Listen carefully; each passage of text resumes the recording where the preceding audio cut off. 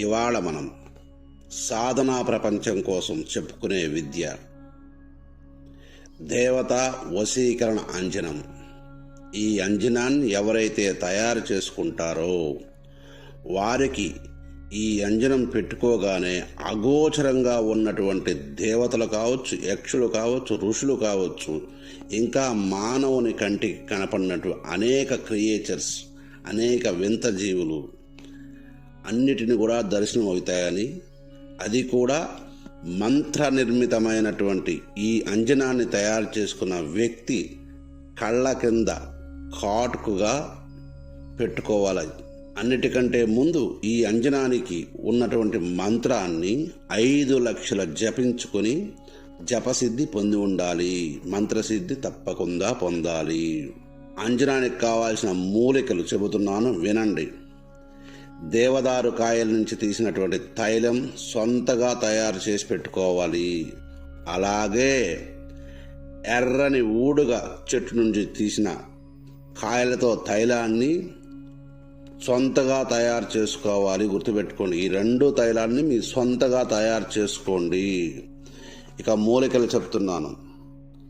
చెంగల్వ కోస్టు, మయూరసిక, గోరోజనం అనే ఈ 3 రకాల మూలికలని తెచ్చిపెట్టుకోండి. గోరోజనం అంటే అది బయట అంగట్లో దొరకదు, ఇబ్బంది లేదు. పైన 2 రకాల మూలికలు మీ సొంతంగానే స్వీకరించుకోండి. ఇక స్వీకరించుకున్నటువంటి ఈ 3ని కలిపి దంచి పొడి చేసి ఆ పొడిని భస్మం చేయవలసి ఉంటుందని గుర్తుపెట్టుకోండి. ఆ భస్మాన్ని ఇక్కడ చెప్పిన 2 తైలాల్లో కలుపుకొని సమభాగాలుగా తైలం తీసుకోవాలి. ఈ 2 తైలాలను అలా సమభాగంగా తీసుకున్నటువంటి తైలాలలో పైన చెప్పిన మూలికా భస్మాన్ని వేసి 11 రోజులు మీ ఇంట్లో కట్టెల పొయ్యి ఉంటే లేదా కొత్త కట్టెల పొయ్యి కట్టుకోండి. ఒక రాగి గిన్నెలో రాగి బరిన ఈ కలుపుకున్న మిశ్రమాన్ని మొత్తాన్ని వేసుకొని ఆ రాగి బరిణలో గ్యాప్ లేకుండా సీల్ చేసి మట్టితో గ్యాప్ లేకుండా సీల్ చేసి పెట్టుకోండి. అలా పెట్టుకున్నట్టు రాగి బరిణను 1 అడుగు లోతు గుంట తీసి ఆ గుంటలో రాగి బరిణను పెట్టి పూర్తి చేయండి. అలా పాతి పెట్టినటువంటి దాని మీద ఒక పొయ్యను పెట్టి ఆ పొయ్యలో చండ్రకర్రలు ప్రతిరోజు 3 గంటల పాటు వెలిగిస్తూ ఉండాలి. పొయ్య ఎప్పుడు కూడా వెలిగించినప్పుడు భగభగలాడాలని గుర్తుపెట్టుకోండి. ఈ వేడి ఆ కిందుండే రాగి బెరలో ఉన్న తైలాన్ని అంజనంగా మార్చాలి. అంత వేడి రావాలని గుర్తుపెట్టుకోండి. ఇలా 11 రోజులు చెయ్యాలి.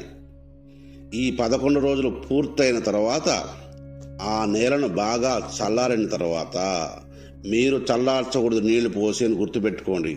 మామూలుగా గాలికే చల్లారిన తర్వాత ఆ గొంతులోని రాగి బెరని తీసి శుచి శుభ్రత పాటిస్తూ బయటకు తీయాల్సి ఉంటుందని గుర్తుపెట్టుకోండి. తీసిన తర్వాత మీ పూజా మందిరానికి తీసుకెళ్ళి ఇష్టదేవత పూజ చేసి అన్నీ చేసుకున్న తర్వాత సిద్ధి పొందిన మంత్రాన్ని మానసికంగా జపిస్తూ ఈ అంజన బరిని తెరిచి చూడాలి. గట్టిగా పేస్ట్ లాగా తారులాంటి పదార్థం తయారై ఉంటుంది. అది ఒక లేహ్యంలాగా కనిపిస్తుంది. ఆ అంజనాన్ని ఎవరైతే పైన చెప్పినటువంటి మంత్రాన్ని లేదా ఇక్కడ చెప్పబోయే మంత్రాన్ని 5 లక్షలు మంత్రజపం చేసి సిద్ధి పొందుతారు. అలా ఎవరైతే సిద్ధి పొందుతారో వారు మాత్రమే ఈ అంజనాన్ని కళ్ళ కింద కాటుకులా పెట్టుకోవడానికి అర్హులు అని గుర్తుపెట్టుకోండి. లేదా ఈ మంత్రం చేయకుండా ఈ క్రియను చేద్దామని ట్రై చేసి చూద్దామనుకునే వ్యక్తులు వాళ్ళ కళ్ళకు వచ్చే రోగాలకు ఎట్టి బాధ్యతలు వహించము. మంత్రం జపించకుండా చేసే వాళ్ళకు మాత్రం ఈ మంత్రం 5 లక్షలు చేయకుండా ఎవరైతే చేస్తారో వాళ్ళకు మాత్రమే చెబుతున్నా.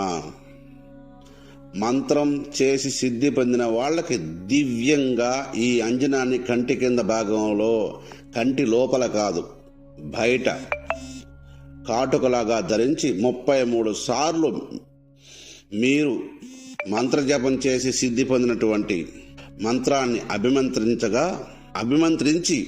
అలా అభిమంత్రించిన దాన్ని మీరు కళ్ళకు కాటుగ్గా పెట్టుకున్న తర్వాత అనేక దృశ్యాలు గోచరిస్తాయి. ఇది మంత్ర ప్రభావంతోనే. ఈ మంత్ర ప్రభావం ఆ మూలికల సమ్మిళనంతోనే జరుగుతుందని గుర్తుపెట్టుకోండి. మొట్టమొదటగా అంజనాన్ని ధరించగానే మీకు మొత్తం శూన్యంలా గోచరిస్తుంది. అయ్యి బాబోయ్, నా కళ్ళు పోయాయేమో అనే ఒక భ్రాంతి కలుగుతుంది.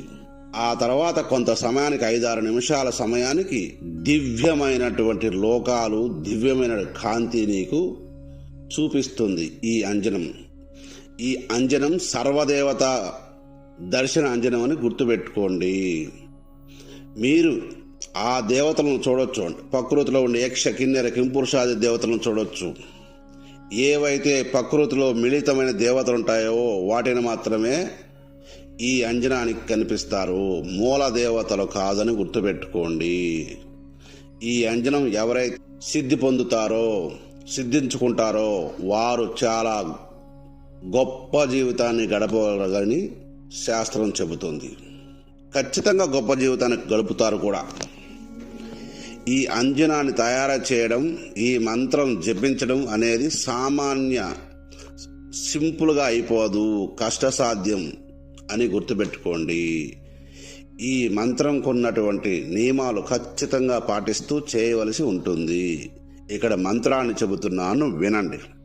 ఓం హ్రీం క్లోం మలోలజమ్యం మహితాళ తలోం హ్రీం క్లూం ఇల్యాం సర్వదర్శన అంజన సిద్ధిం కురు స్వాహ.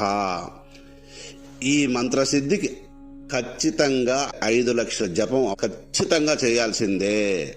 జపానికి రుద్రాక్షమాలని వాడండి. ఆసనంగా దర్భచాపను వేసుకోండి. దానిపైన తెల్లని వస్త్రాన్ని పరుచుకోండి. తప్పకుండా కఠిన బ్రహ్మచర్యం పాటించాల్సి ఉంటుంది. మితాహారం, అది కూడా శాకాహారం అయి ఉండాలని గుర్తుపెట్టుకో. ఈ సాధనా సమయంలో ఈ 5 లక్షల జపం నువ్వు 1 నెలలో చేసుకో, లేదా 15 రోజుల్లో చేసుకుంటావో నీ ఇష్టం, లేదా సంవత్సరంలో చేసుకుంటావో నీ ఇష్టం. ఈ మంత్రసిద్ధి 5 లక్షల జపం ఖచ్చితంగా చేయాల్సిందే. ఇక్కడ చెప్పిన అన్ని నియమాలు పాటించాలి. ఈ అంజన సిద్ధి సాధనలో బ్రహ్మచర్యంతో పాటు సత్యవాక్కు ఖచ్చితంగా పాటించాలని గుర్తుపెట్టుకోండి. వస్త్రములు అవి ఏవైనా ధరించవచ్చు.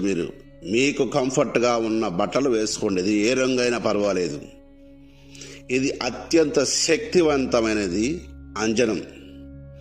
దేవతలే కాదు, గుప్తంగా ఉన్న ప్రతిదీ ఈ అంజనానికి గోచరించబడుతుంది. ఈ అంజనాన్ని కంటికి ధరించినటువంటి వ్యక్తి కళ్ళకి గోప్యంగా ఉన్న ప్రతిదీ సదృశ్యంగా కనిపిస్తుందని గుర్తుపెట్టుకోండి. ఇలా ఇది చేసుకుని నిరూపణ చూసుకో. ఇక్కడ చెప్పిన నియమాలని ఖచ్చితంగా పాటించాల్సిందే, గుర్తుపెట్టుకోండి. ఇక అన్ని నియమాలు పాటిస్తూ ఈ సాధనని మీరు ముందు మంత్ర జపం చేసి సిద్ధి పొందిన తర్వాత ఈ అంజన క్రియని మొదలు పెట్టండి. గుర్తుపెట్టుకోండి, మొట్టమొదటగా మంత్ర జపం, మంత్రసిద్ధి ఖచ్చితంగా మీకు మంత్రసిద్ధి పూర్తయిన తర్వాత మాత్రమే అంజనాన్ని తయారు చేసే క్రియని చెయ్యండి. మంత్రాన్ని సిద్ధి పొందకుండా అంజనాన్ని తయారు చేయొద్దు. అలా తయారు చేసి మీరు పెట్టుకుంటే, ఒకవేళ మంత్రం జపించకుండా మంత్రసిద్ధి పొందకుండా ఎవరైనా ఈ క్రియను చేసుకుంటే, ఈ అంజనాన్ని తయారు చేసుకుంటారో వారికి ఖచ్చితంగా కంట్లో శుక్లాలు వస్తాయని గుర్తుపెట్టుకోండి. అందుకే ఖచ్చితంగా మంత్రాన్ని చెయ్యండి, సిద్ధి పొందండి. 5 లక్షలకి ఈ మంత్రసిద్ధి సావధానంగా చేసుకుని జాగ్రత్తగా చేసుకోండి. సర్వే జనా సుఖినో భవంతు.